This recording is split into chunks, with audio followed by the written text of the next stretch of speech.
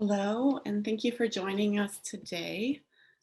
My name is Michelle Steen, and I'm the Manager of Public Programs at the Crocker. We're so glad to have you all here. Before we get started, I would like to read our land acknowledgement. We acknowledge that the Crocker Art Museum is on the traditional, unceded land of the Nisenan people, and the current state of California is the homeland of many tribes. We are honored to be here today and acknowledge our responsibility to these Native nations and our commitment to work with them as we move forward as an inclusive institution. We're so glad to have you here joining us for this discussion between three people connected to Wayne Thiebaud in very unique ways. At the end of this program, we will have a unique opportunity as well for questions of our panelists. But first, I'd like to start with a few logistics. This program is being recorded and will be emailed to registrants and members. And closed captioning is available. If you're not familiar with how to use that, there's a closed caption button at the bottom of your screen. If you want your chat feature to not get in the way of the closed captioning, sometimes the notifications pop up. You just open your chat feature and it'll open up at the right side of your screen. We would encourage you to use the chat feature to share the things that you would like to with us if you have any questions, and the Q&A is specifically for questions you might have of our panelists. So make sure you use those two features and stay engaged. Our closed captioning today is supported by a grant from the California Arts Council, which is a state agency, and the National Arts and Disability Center at the University of California, Los Angeles. We also want to thank the exhibition sponsors for the Wayne Thiebaud 100, Huey Phillips and Murphy Austin Adams Schoenfeld, LLP. I also want to take this time to thank all of our members who are here and encourage you to consider membership if you haven't. It's a wonderful way to support the museum. You can also give a gift membership. We're getting close to holidays, and there are quite a few benefits to being a member, including free and reduced programming and classes and all kinds of other things, which most of you are wonderfully taking advantage of, including today. Although this exhibition is closing on the 3rd of January and will travel next to Ohio, you can still experience it online on our website. We have not only a 3D tour and still imaging, but so much more content there related to this fantastic exhibition. I finally want to plug the catalog as well. If you haven't had a chance to purchase it, you can purchase it through our store, and we'll put a link to the museum store in the chat feature. We have now a wonderful brand new online store where you can purchase all kinds of things through the store. But if you're like me, you need something concrete sometimes, not just a screen. And this amazing catalog full of beautiful insights would be a nice way to sustain yourself through the winter. We also have a few upcoming programs that we hope you'll join us for. Most notably, on December 13th, we have a unique opportunity to hear behind the scenes information about what goes into an exhibition from museum professionals, and that is around the exhibition of Todd Shore, if you've seen that online or in person. So at this time, I'm very happy to introduce our moderator for the day, our Chief Curator, Scott Shields. So Scott, welcome. We are so glad to have you here. Thank you, Michelle. It's great to be here, and I appreciate everybody turning out for this. It's very exciting. It's such an honor and a privilege to have been able to work on this show with Wayne Thiebaud. I remember probably 25 years ago seeing my first Thiebaud at a museum and was just blown away, and to be able to now help him celebrate his 100th birthday is just something I never could have conceived or considered. We have such a great panel here today, and I'm so thankful that they consented to join us today. Two of them are catalog authors, and one is a family member, and I will tell you a little bit about them before we launch. Hearn Pardee is a professor of art studio at the University of California at Davis and holds an MFA from Columbia University. His own work addresses the landscape of Northern California, and he writes about art for the Brooklyn Rail and other publications, including the recent Crocker publication on Thiebaud. Julia Friedman holds a PhD in the history of art and architecture from Brown University. She's an independent art historian, critic, and curator, and has been a regular contributor to Art Forum and the New Criterion. Her current research concerns Wayne Thiebaud's portraiture. And the third panelist is Twinka Thiebaud, who is an international artist muse and icon who has posed for many of the most famous artists and photographers of the 20th century, including her father, Wayne Thiebaud. Images of Twinka are held by museums around the world, and in 2022, Twinka will be featured in an exhibition at the Crocker called Girl in a Green Dress, Twinka Thiebaud as Muse. And I think muse is the appropriate word because I think a lot of the photographs of her that have turned out so remarkably iconic has as much to do with her as the artist who made the image. So with that, I will start the program and welcome all the panelists.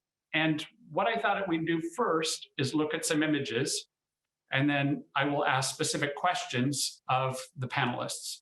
And then I have some just general questions, and that will lead into some questions from all of you. So Michelle, if you're able to put up our first image, I have a question about it for Twinka.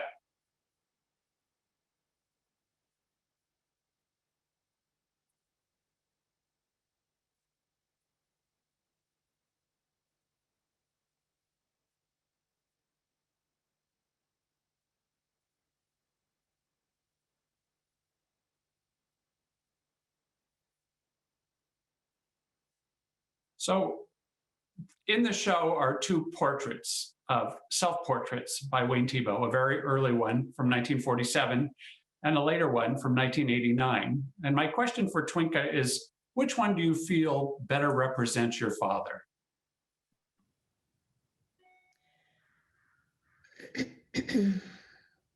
For me, the self-portrait in 1947 is the one that I relate to probably the most intimately, because that was during, that early part of my childhood. My father was young, vital, a continuously moving orb of energy through our lives, always excited about art, about life, about people. And we had such a great childhood with him because it was always an exciting enterprise to be connected to somebody who was that energetic, incredible energy. And he was also painting his first portraits of family members in an old chicken coop that had been converted into his first painting studio. And that's where the first portrait that I sat for him was painted, and it actually hung in his first museum show at the Crocker. So that's the person that I relate to. But of course, both images are images that are authentically my father. And you had said that it was the 1951 show at the Crocker. That was the first time you worked as a model, and you were how old at that point? I was probably about 5.5 or 6 years old, I think. And of course, I could think of nothing else but being excited to see an image of myself inside a frame hanging on the wall in that museum. It was very exciting for all of us. All family members participated in that show in terms of portraiture. I wish I could have seen it. That show is a lot like the show that's up now. It included paintings, prints, and drawings. And that was sort of the inspiration for the show that we have now. Yes. Thank you, Twinka. My next question is for Hearn, and it's about a piece from Thiebauds Delights series. It's a print which Hearn knows a lot about. So my question for you is, Hearn, could you tell us about the techniques used in this print and about the Delights series in general? Yes, well, the Delight series is a series of etchings and aqua tints. It was Wayne's first big effort in printmaking. And for those who aren't familiar with it, an etching involves using a metal plate, which is masked, and then you draw into it with a sharp point that enables you to put acid on it, and the acid digs away the lines that have been erased with your pointed tool. And then you put ink on it and you press it into a piece of paper. So it's a step-by-step process.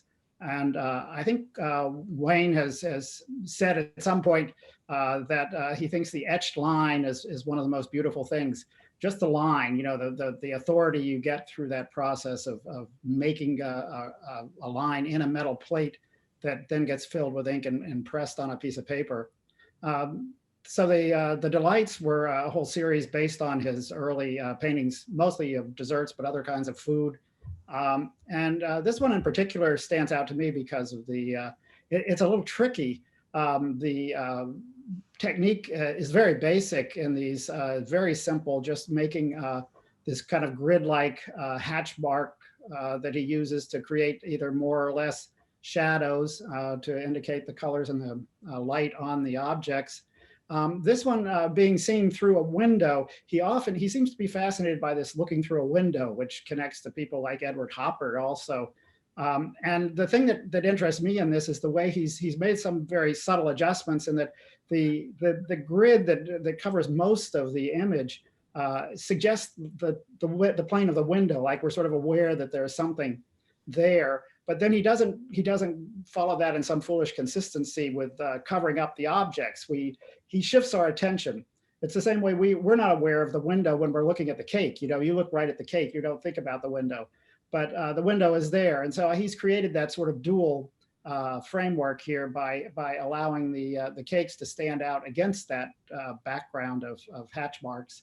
And I think it brings our attention to bear on them in a very special way.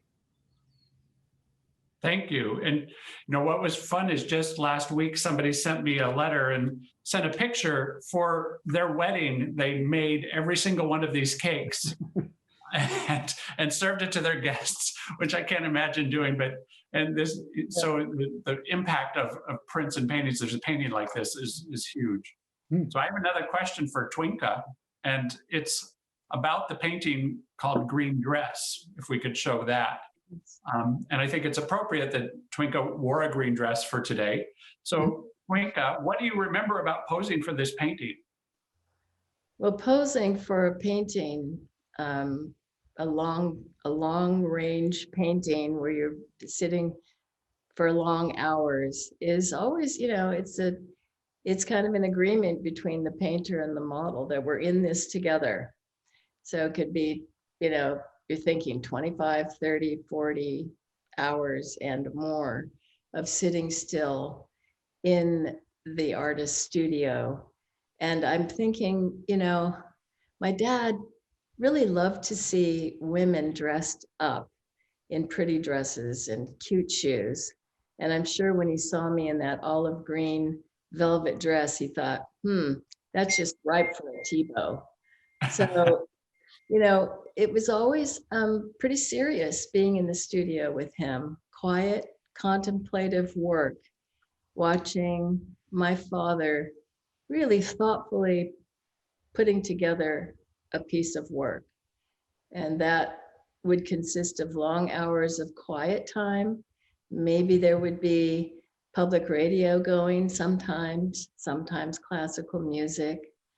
And always there would be that pot of hot soup on the stove waiting for us during our breaks, which was always welcome, especially on a cold winter's day.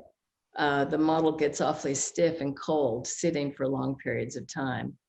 But it was really quite a privilege to be able to watch him work, and almost like watching a dancer in the studio, and moving forward, stepping back, you know, all the considerations that he was making, the thoughtful process of making a painting.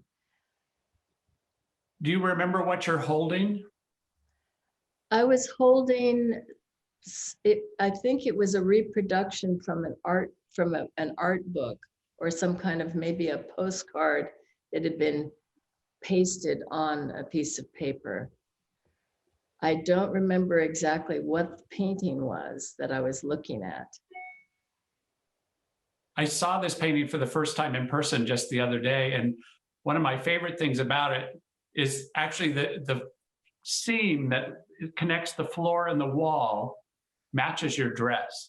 And it's just a lovely element that I had never really thought about before. Thank you. Yes, you're welcome. So another question for Hearn about Pastel Scatter, if we can show that one. Oh, that one, yeah. Yeah, so tell us about the medium of pastel and what Thiebaud is saying about it in this particular work. Well, the medium pastel, as opposed to printmaking, is very direct. You get your fingers messy with the pastels. They're just chalk, and very highly refined chalk, not like the blackboard chalk, although Wayne actually uses blackboard chalk sometimes in combination with pastels. And the pastels are incredibly beautiful. If you've ever been to an art store and seen a big box full of pastel, they're incredibly seductive. And they're also very high maintenance. They can easily be smudged, and if you make a pastel that you really like, you have to be very careful to protect it afterwards. So there's that element of fragility associated with them, and the fragility too is that they break. They're not they're always coming apart, and you end up with these little fragments. And I think Wayne has said that he didn't actually have these out there in front of him when he was working. He made this up basically from memory using pastels. And I think it's fascinating that he's using pastels to draw pictures of pastels. And the other thing that's always intrigued me about this is how hard it is to figure out where the table is. There's an implication that they're lying on a tabletop somewhere, not just floating in space. But if you look at the pastel on the red one on the far left with that incredible blue shadow, and then you go over to the greenish one on the far right, I can't see them on the same table at all. You know, one, either the table is up higher or it's down lower. And then you start trying to connect, well, if you find two of them that are on the same table, then maybe you can start to begin to work it out. So you're drawn into this sort of dance where it involves the viewer trying to orient him or herself in relation to a table by looking at the direction of the pastels and gauging the angle of vision and trying to figure out, how they're resting there. And yet we can't, because they're all a little off, and we keep getting moved around from one to another. So it's a puzzle in a way that we don't want to solve. There is no solution. You're just kind of always kind of moving around in it. And I've compared it to Willem de Kooning's abstract paintings because of that sense of going in and out and being very close to the surface, but not being sure exactly where the surface is. So I think it's a wonderful piece. He's done other ones of pastels too. He did one with just pastels all in straight rows, all aligned, like they had just been set up for the artist to use. Thank you. It's one of my personal favorites. I think it's just really beautiful, beautiful piece. Yeah. I have another question for you, Hearn, and I haven't forgotten about Julia, just in case anyone's worried about that. We'll get to her in just one second. But the next one for you, Hearn, is Steep Street, since we're talking about different processes. Yeah, well, yeah. The prints in the show are so complex, and I was hoping you could tell us a little bit about what all is being used here. Well, the label kind of tells you how it actually all went together, in what order. What I can say, I think, is that the etchings, like we saw with the cakes, are the basic structure. That's the dark light structure. And Wayne has always said, if you get the dark light relationships right, then you can do anything you want with color. And that's kind of what he's doing here. It goes back to old master painting, where they would put the underpainting on, which basically gave the dark and light divisions in the painting. And then they would put glazes over that, which created this very luminous surface by allowing light to come through and reflect off the white underpainting, so that it created a sense of actually looking at flesh or other kinds of beautiful materials. And he's recreating that with the etching. And here, where he's using this framework of the etching, and you could say a lot too about the way he's created this spine of of the street, which comes out of a long process of working with the landscape of San Francisco, where he progressively flattens and brings it more and more up into vertical relationship to the viewer. But on top of that, then he's gone in with as it says here, crayon, colored pencil, graphite, and gouache. Now, gouache is a liquid medium. You can see that in the areas, particularly on the right there, where you have that green and blue that creates this layering that goes on between colors that we see one color through another color. We also get a sense of how a red in crayon, for example, is different from a red in the gouache. I think Wayne is fascinated with materials and with the way that one material, just translating a work from one material to another, changes it. And he's here, really creating a sort of, well, you could use the food analogy and say it's kind of like a banquet where he's put out this incredible collection of materials, which we see through and we see one against another. And as we normally look into things, we want to get closer to it to see details. Here you don't see details, but you just see more and more of the materials. You're made very aware of that contrast between liquid and dry and linear materials. The aquatent is another technique like etching, but it produces a kind of area that the color, it's more of a solid color area. So it would be nice to see the real thing in front of us where we could try and discriminate one material from another, which is rather difficult when you're looking at it in a computer screen. So unfortunately, we have to rely on the good quality reproduction to do the best we can. Thank you. So Julia, you're up, and thank you for joining us. So my question for you is about a piece called Valley Farm, which is one of my favorites, and I think has a lot to do with illustration and cartooning. And so I'm curious if you could tell us about the importance of cartooning in Thiebauds' work. It absolutely does have to do a lot with cartooning, as does the previous image. Actually, if you have it in your memory, the little clouds, when Hearn was talking about the previous image, the clouds above the landscape. And here again, you have, so formally, you have things like the little tree, a little house, a tiny cow, and exaggerated zigzag, and I'm talking about Thiebauds' work, right?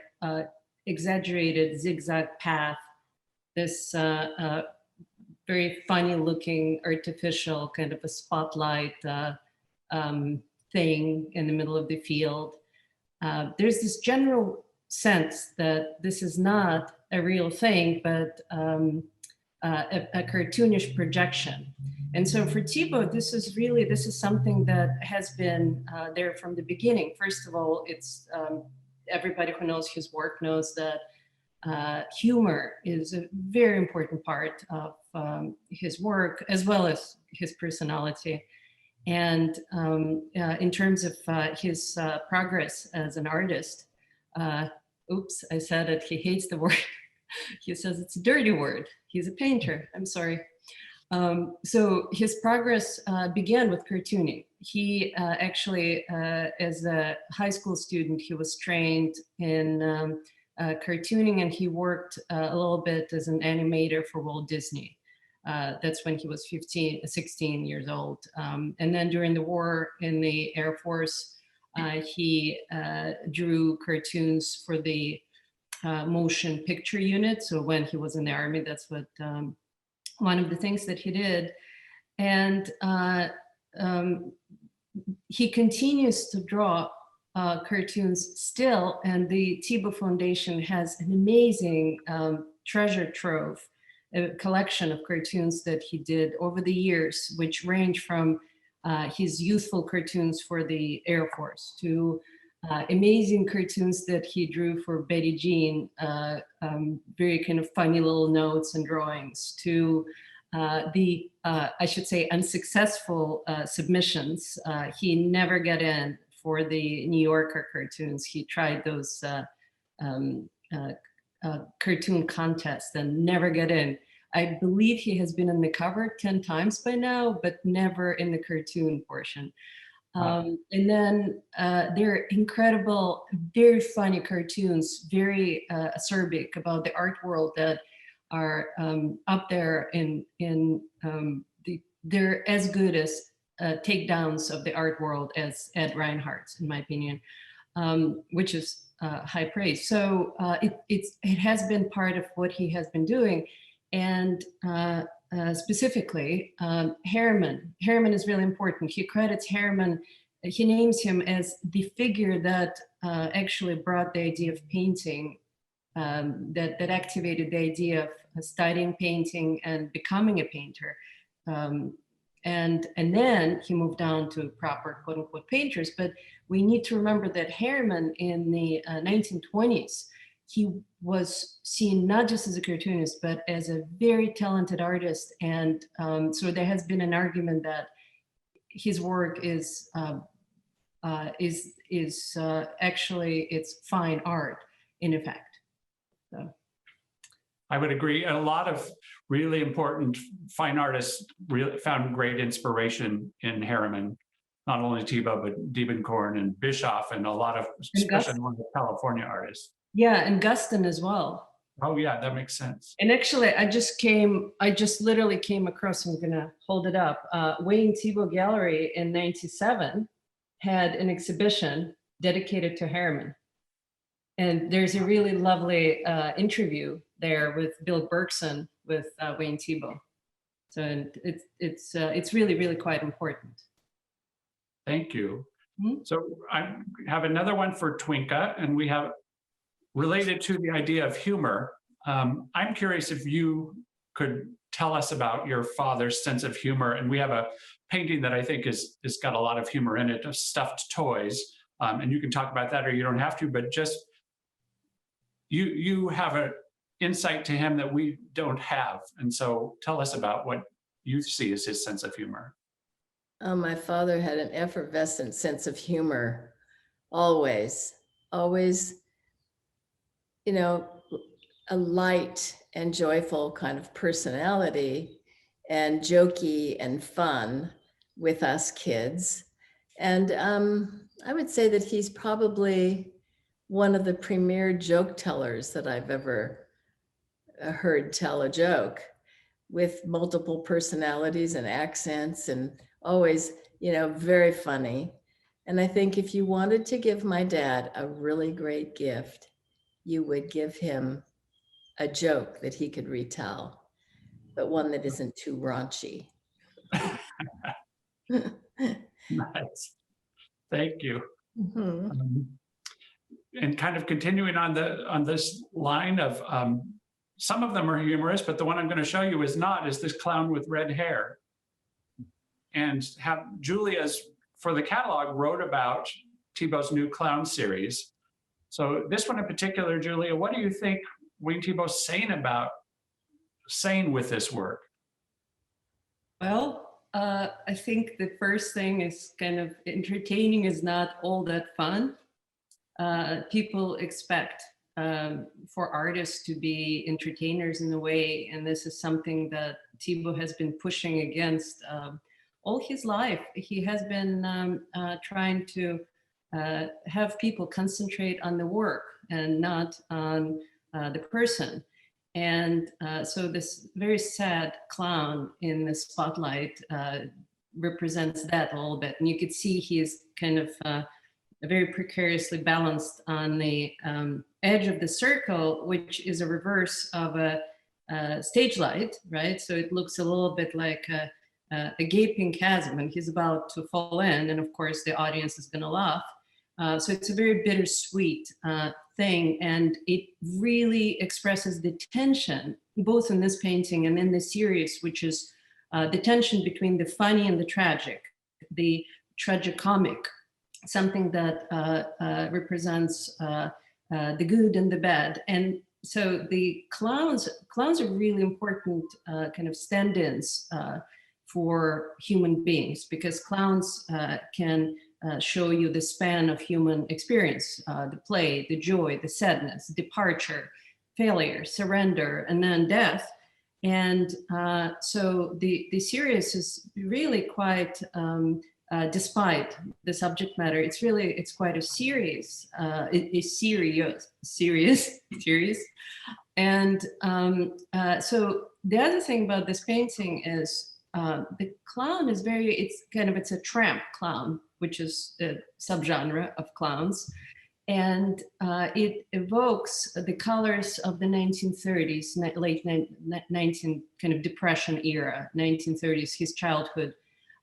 This crimson curtain, the olive green pants, they're ill-fitting, they're about to fall off, the dust rose shirt, everything is a bit kind of smudged. And then the effect is that you almost imagine the incandescent, this really dim incandescent bulb lighting the whole thing, as opposed to the bright fluorescent of the 50s and 60s that we're used to seeing in the still lifes. So the mood of it is really quite different. So it's a complex painting because it looks back on his past experience. It is also, and that much I know from actually speaking with him about the series, it's also a reflection of this contemporary morass we're living in, the age of absurdist politics, of overexposed digital lives, and this kind of topsy-turvy world where perhaps tragedy is shown through laughter, and laughter is a way to deal with tragedy.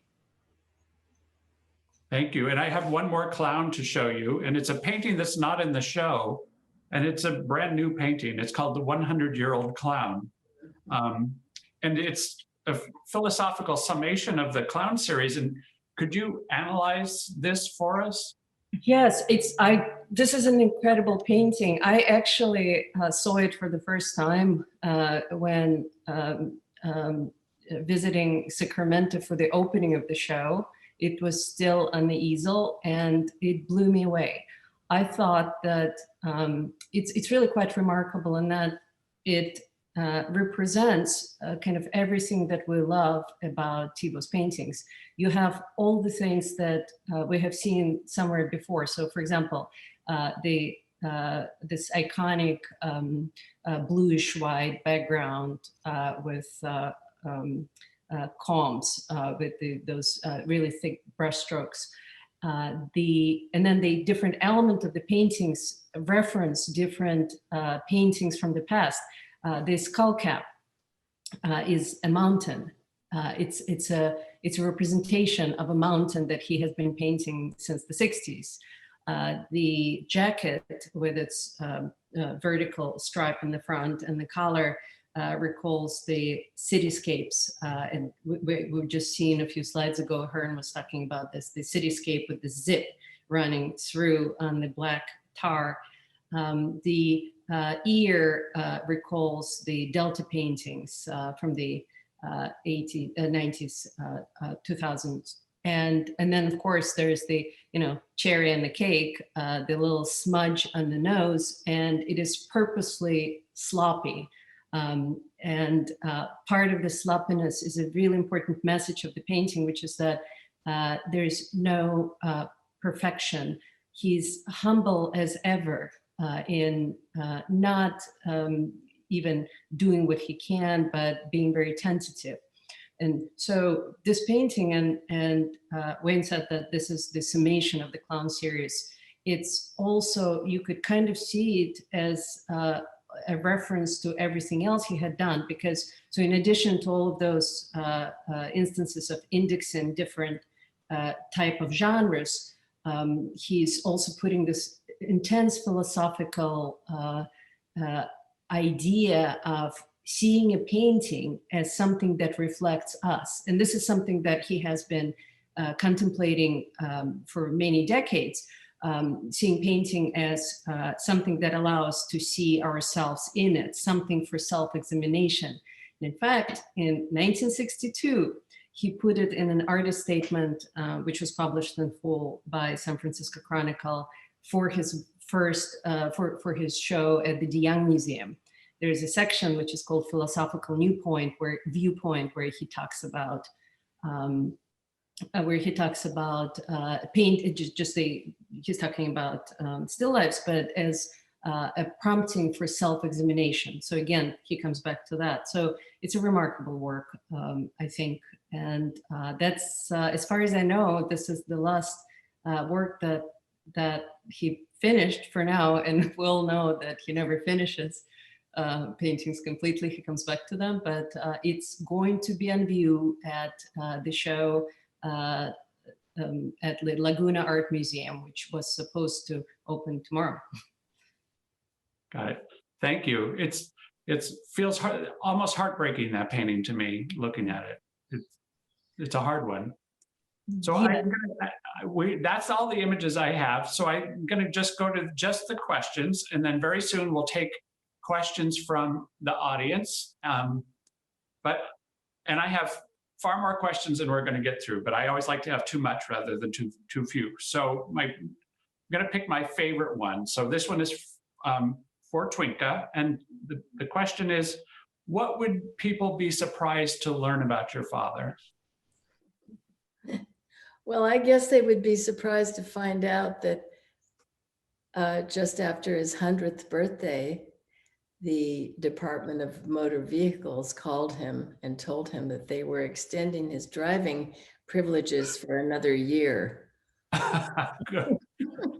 I mean, I think that's really surprising and wonderful. That's amazing.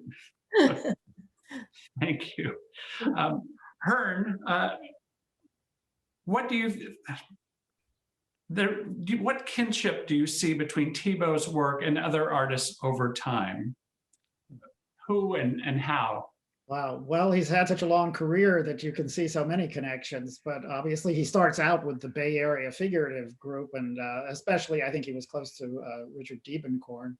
But I always think of Wayne as this great connector between the West Coast and New York and Europe. I found when I was my early student days, I was very concerned to try and emulate the art of Europe, and I felt like American art didn't have as much historical, tradition and culture.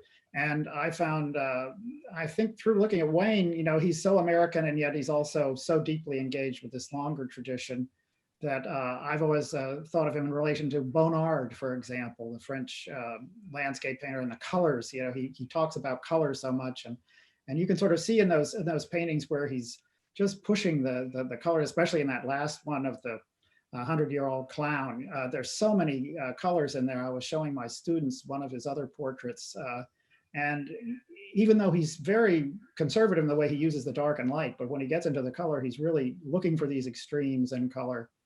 And I was able to get to the David Park show in San Francisco before it had to shut down. And I was struck there by connections to Wayne, who came a little later than David Park. He didn't get to hang out with David Park, but I think Wayne's increasing involvement with paint, I think in his later works, just the brush strokes and the density of the paint have seemed to intensify.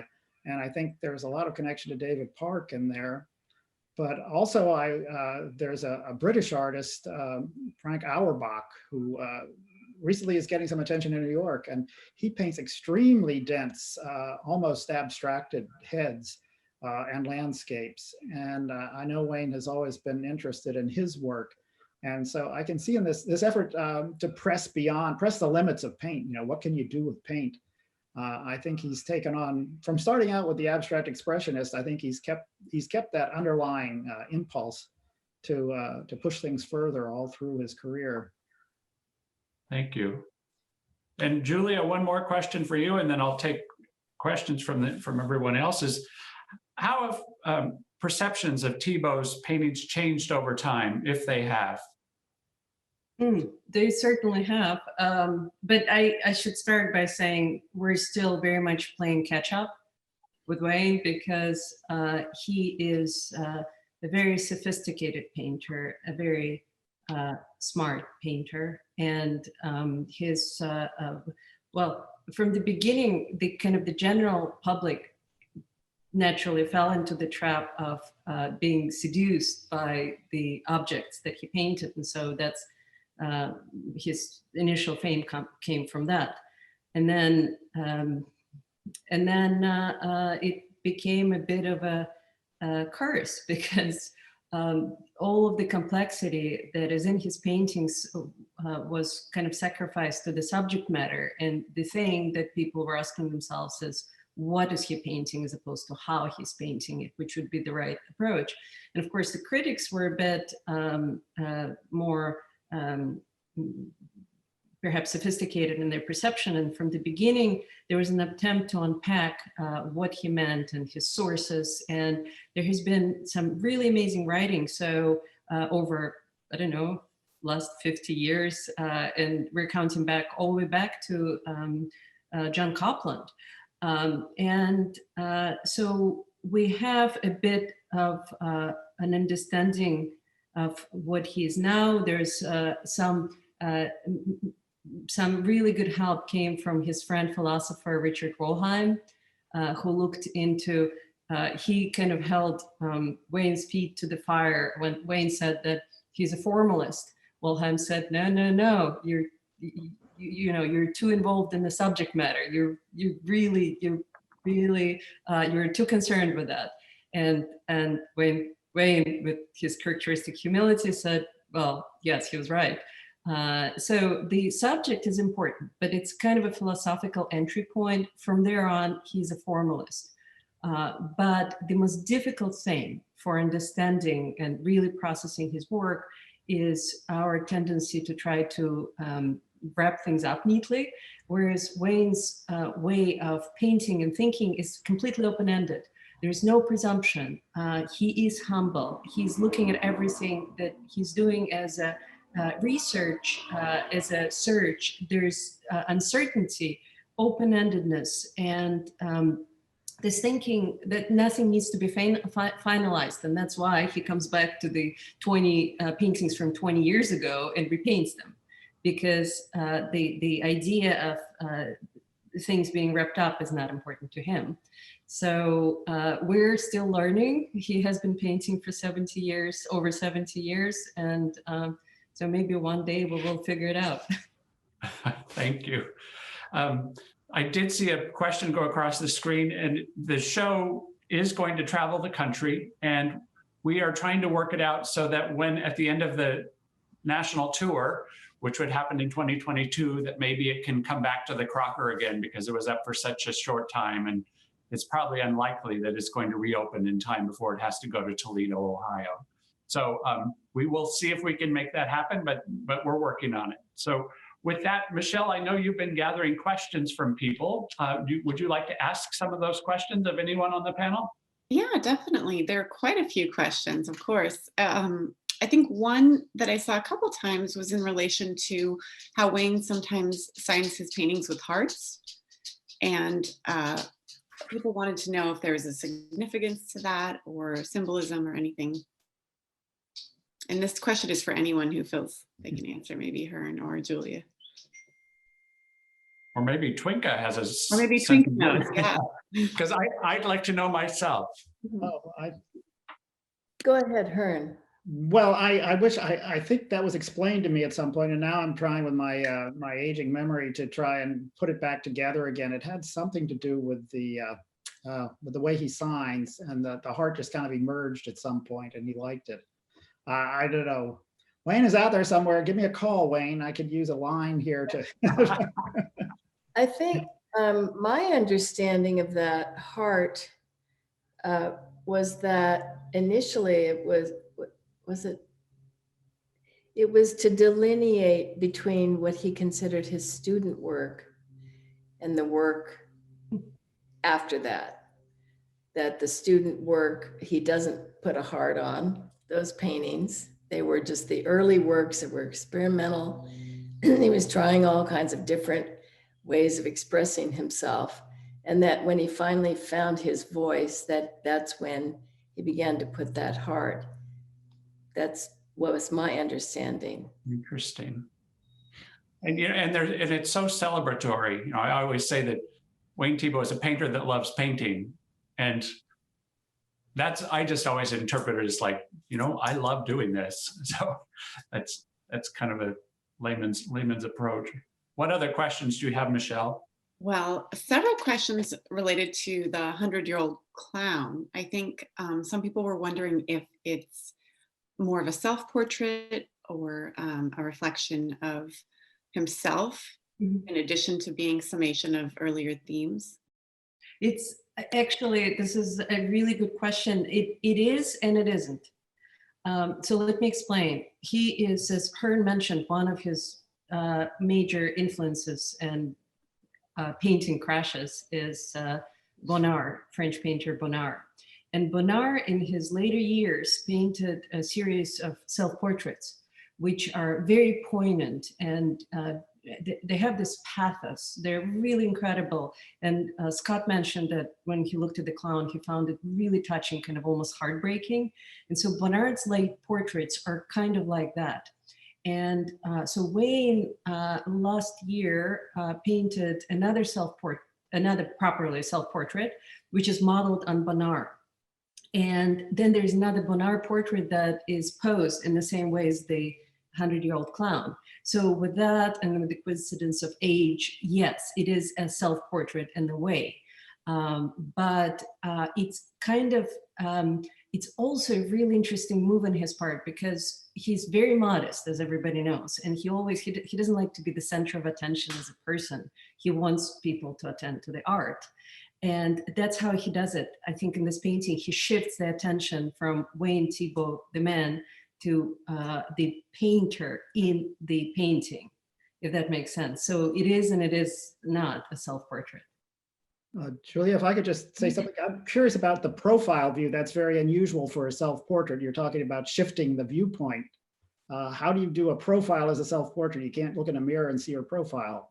Right, exactly. No, so this is, but then, and also he referenced, for example, he mentioned that it's a generic painter in a way, because he mentioned that it also, the skull cap is something that the first time he saw de Kooning was wearing that skull cap. So it's kind of, it's more, and it's obviously it's not an exact portrait likeness, but it's more important than that. And that emphasis on, you know, the poem, not the poet, as T.S. Eliot put it, is really kind of at the heart of Wayne's very genuine humility and understanding that, as he said in one lecture, he just wants to be a contender. Right? Nice. I think you could say with a profile view, it's sort of a third person view rather than the first person view of the person looking directly at themselves. Mm-hmm. So it's generalized. But it's a masterwork also, because it's really an amazing painting. Thank you both. Twinka, I have a couple questions for you. The first one is, do you still have that original portrait that was painted of you? And then Erica had an amusing question. Setting aside paintings of you, which is your favorite of your father's work and why? Setting aside paintings of me, yes. But assuming that, of course, those would be your favorite. Oh, yeah. I do have the very first portrait that was painted when I was I think I was right around 6 years old. And it hangs in my living room with also a portrait of my mother. And I love it. I just, every time I see it, I think, you know, he really was very good, even way back when, the early days. I don't know how he ever was able to paint that, because I was a terrible model. I could not sit still for more than maybe a few minutes, you know, wiggling around. And I remember him saying, please sit still. And I'm just amazed that it turned out as good as it was.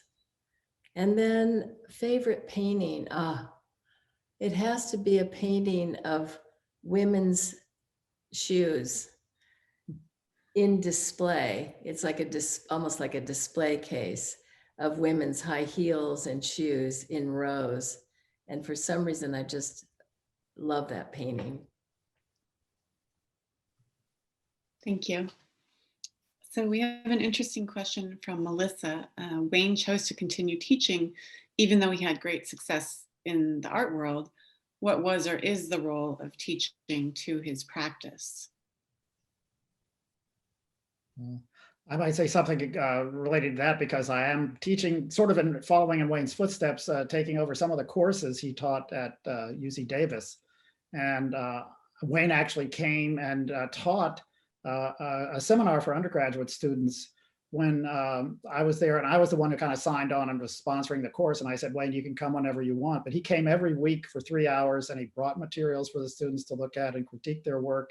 So I got to see his process. And I think for him, it's all the same process. He's engaged with the students, talking about their work, asking them what they see.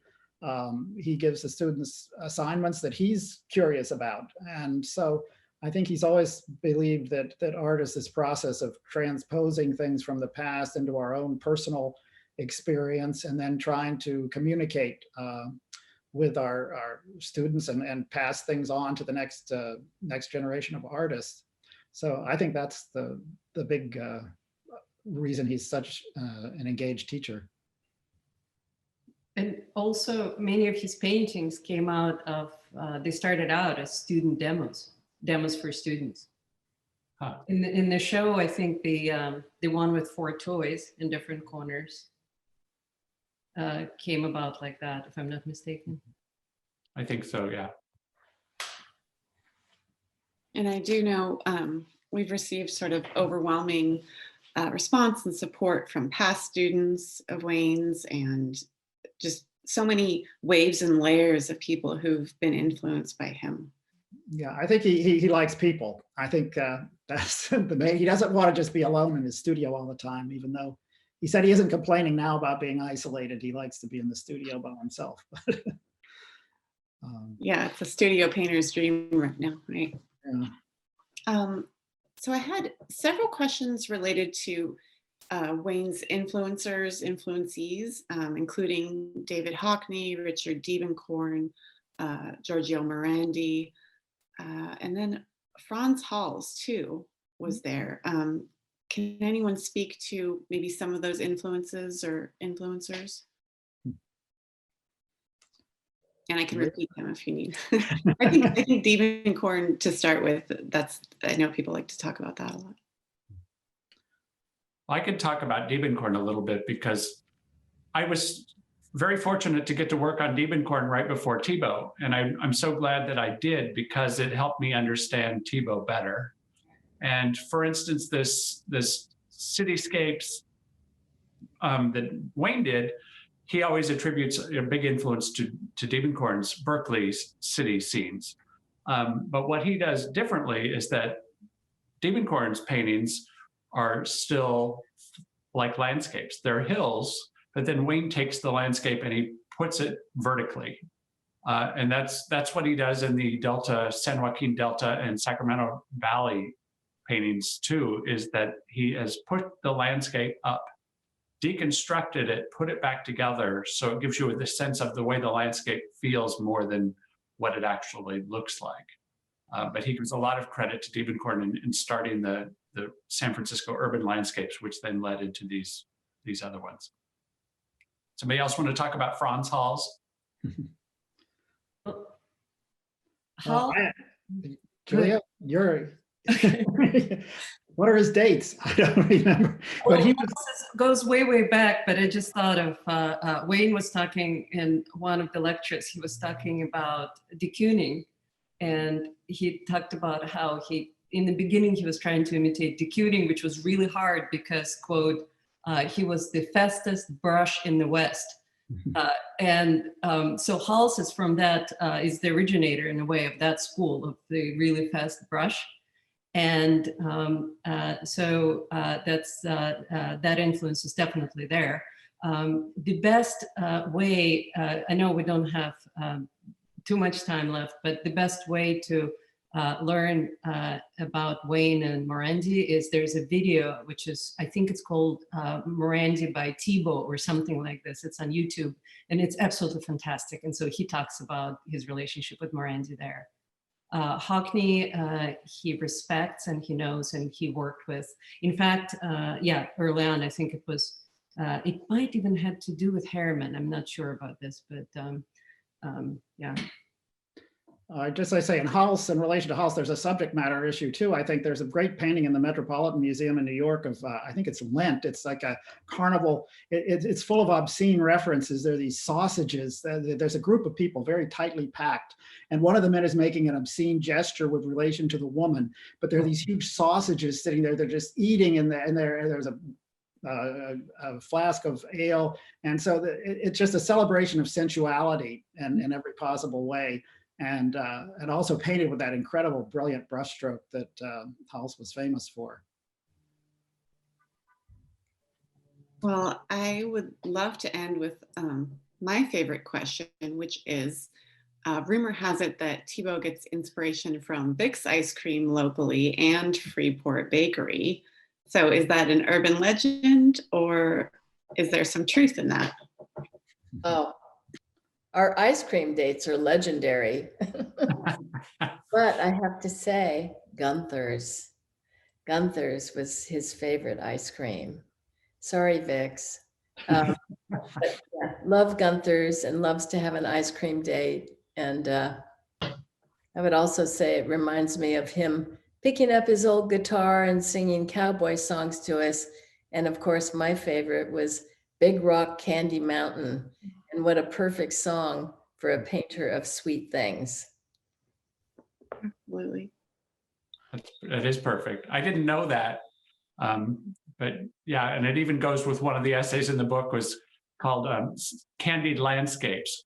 So it just exactly matches that.